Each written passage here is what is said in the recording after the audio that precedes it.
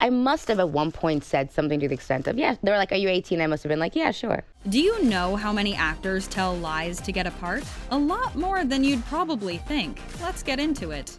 Number 1. Can you imagine anyone else as Max? Yeah, well, that was almost a reality. The producers of the show were looking for a girl who could skateboard, and Sadie had never set foot on a board before. They asked me, oh, do you have any rollerblading experience? I was like, sure I do. Which was technically not a lie because I have rollerbladed before. She hadn't rollerbladed in well over a year, and was definitely not confident in her ability to do so. After landing the role, she ended up learning how to skateboard in a month. Number 2. She really pulled one over on us. Not only did Phoebe Dynevor lie and say she was a skilled horseback rider during her audition for Bridgerton, but she's also terrified of horses. In the audition, when they asked me, have you ridden a horse before? I was like, yeah, I'm amazing. I've ridden so many horses. I'd be perfect for this role. After she was cast, she started horseback riding lessons right away with her co-star, Regé-Jean Page. She actually loved horseback riding by the end of it and was eager to get back on a horse and show off her newfound skills.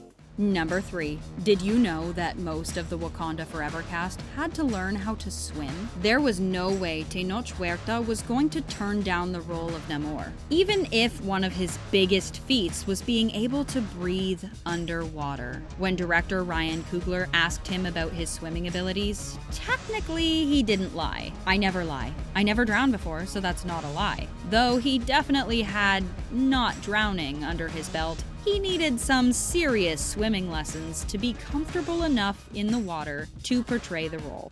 Number 4. Who needs a driver's license anyway? Paul Mescal, apparently, for his role of Connell in Normal People. Yeah, you got that right. Paul Mescal didn't have a driver's license during the time of his audition for the show. My agent was like, we are not losing this job over you not being able to drive. So I'll tell production that you can, and in the meantime, you go off and rattle through as many lessons as you can. His driving was a crucial part of the story, so we assume he passed his driver's test with flying colors.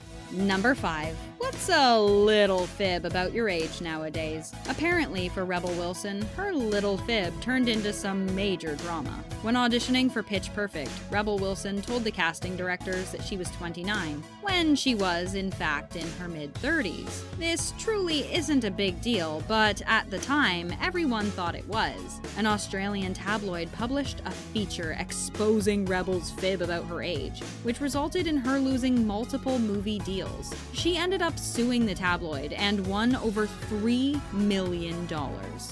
Number 6. His exaggerated horseback riding abilities ended up coming to light in an unfortunate way. Eddie Redmayne is an extremely talented actor with tons of awards and nominations in his back pocket, but the guy cannot ride a horse to save his life. They called action and I basically went ferociously down at 100 miles an hour. He almost severely injured himself, his castmates, and half the crew. In an embarrassing call-out, Tom Hooper came out from behind Helen Mirren with a loud speaker and screamed, "You're an effing liar, Redmayne."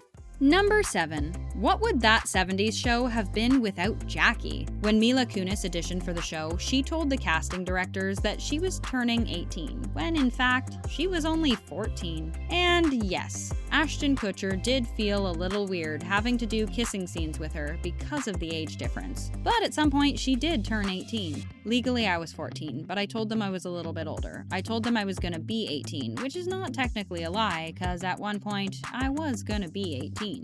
Number 8. Who knew going to Oxford was important to the casting directors of Harry Potter? We couldn't imagine anyone else playing Cedric Diggory in Harry Potter and the Goblet of Fire.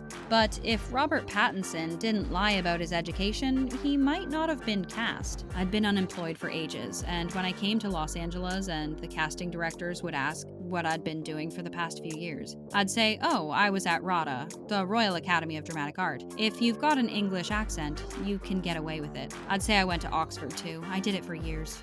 Number 9. British? Why not? When Chloe Grace Moretz was trying to land the role of Isabel in the movie Hugo, she pretended to be British in front of the director. He flew Asa and I out to New York to audition in front of him, and I spoke in a British accent the whole time. I stayed in character with Marty until the end. When I thanked him and walked out, he said, "Hold on, did I hear an American accent?" I said, "Maybe," and he replied, "You tricked me."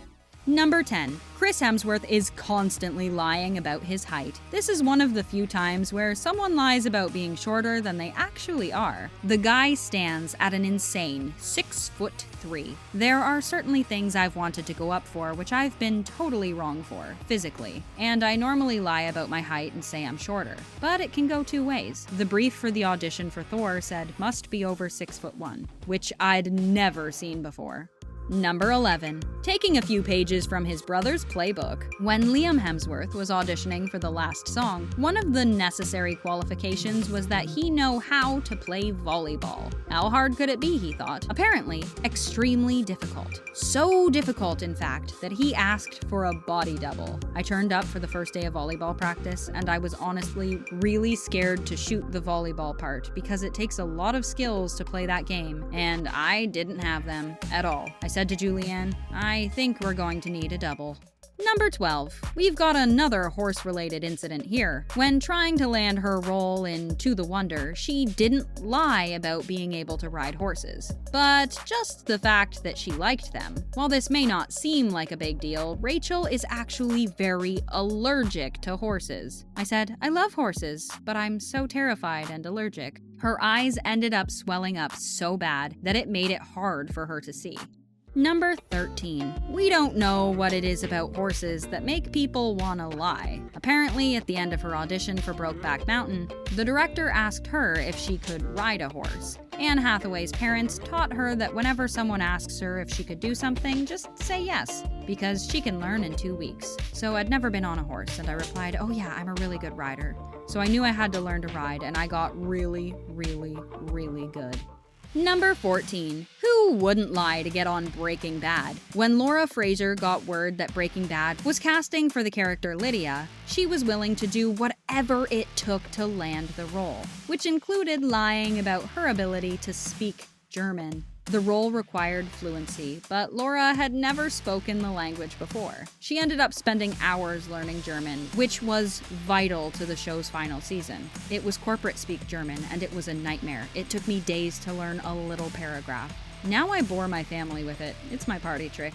Number 15. She just added a few extra years to her age. No big deal. When trying to snag the role of Diane Farrow in Love Potion number 9, Sandra Bullock had to tell a little fib for the casting directors to be convinced she was right for it. After a while, you have no idea how old you are because you've lied so many times. I always said I would never lie, but one time when I didn't, it worked against me. So I figure you just keep them guessing. It's not an easy thing to be an actor, especially when you have to remember all the necessary lies you've told to land a role. Who's your favorite actor from this list? Let us know in the comments.